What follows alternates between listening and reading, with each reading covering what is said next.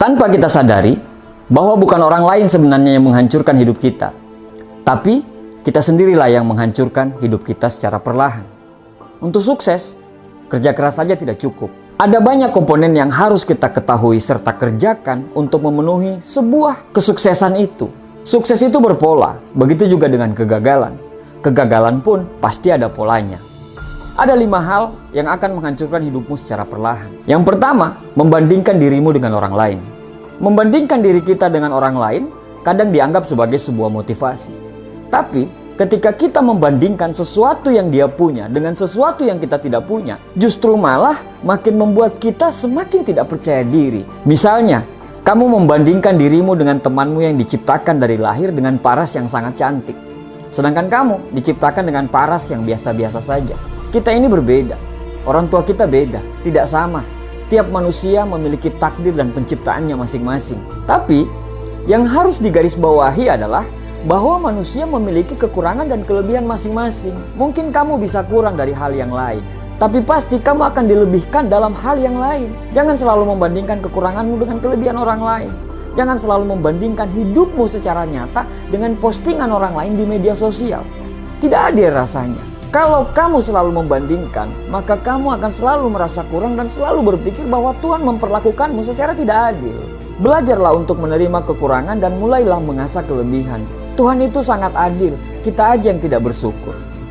Yang kedua, terlalu baper. Menggunakan perasaan dalam setiap tindakan kita adalah hal yang baik. Saat rasa dan logika seimbang, maka setiap kerjaan dan setiap keputusan akan sesuai dengan porsinya.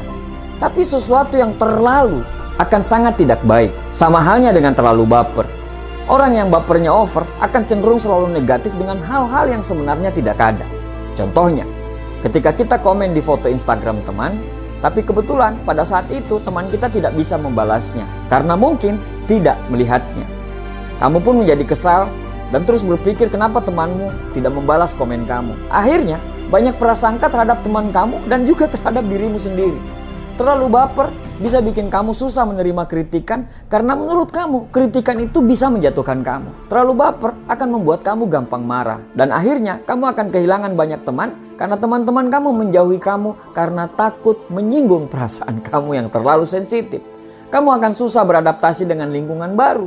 Kenapa? Karena kamu orangnya selalu negatif thinking kepada orang lain, apalagi pada orang baru. Jangan terlalu baper dengan postingan orang. Siapa tahu dia hanya ingin mengingatkan dirinya sendiri. Jangan terlalu baper dengan senyuman orang. Mungkin dia seperti itu kepada semua orang. Baper itu bagus, tapi terlalu baper itu bisa menghancurkan hidupmu secara perlahan. Yang ketiga, sering protes dengan keadaan. Mungkin mayoritas orang-orang di dunia ini akan mengatakan bahwa hidup itu anugerah. Tapi ternyata ada sebagian orang yang merasa hidup itu penuh ketidakadilan dan penuh kesedihan. Bahkan kata-kata mereka kalau lagi membela diri itu seperti ini. Aku itu tidak ingin dilahirkan seperti ini. Jika bisa memilih, aku tidak ingin dilahirkan. Siapa yang bisa memilih lahir dari anaknya siapa? Anaknya dokter mungkin, profesor, pemulung, tukang ojek, atau siapapun itu. Hidup itu proses, bukan banyak protes. Bill Gates mengatakan, lahir dalam kondisi miskin itu bukan salah kita. Tapi mati dalam kondisi miskin itu mutlak salah kita. Hidup itu anugerah. Hidup kita ini tidak lama.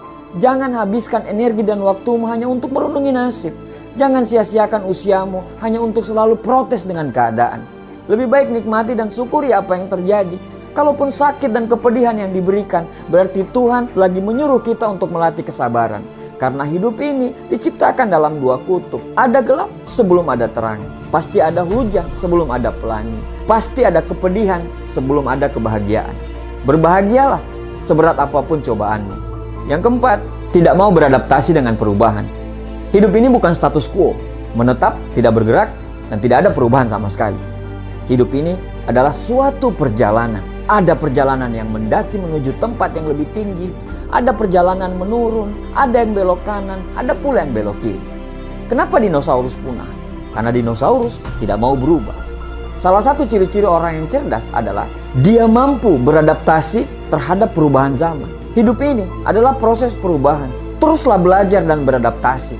Kamu akan punah apabila kamu tidak bisa beradaptasi. Yang kelima, dikelilingi oleh orang-orang yang salah. Menjadi apa kita di tahun-tahun yang akan datang, itu akan ditentukan oleh 2 hal.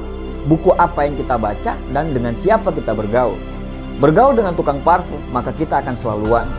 Bergaul dengan maling, maka kita bisa menjadi maling.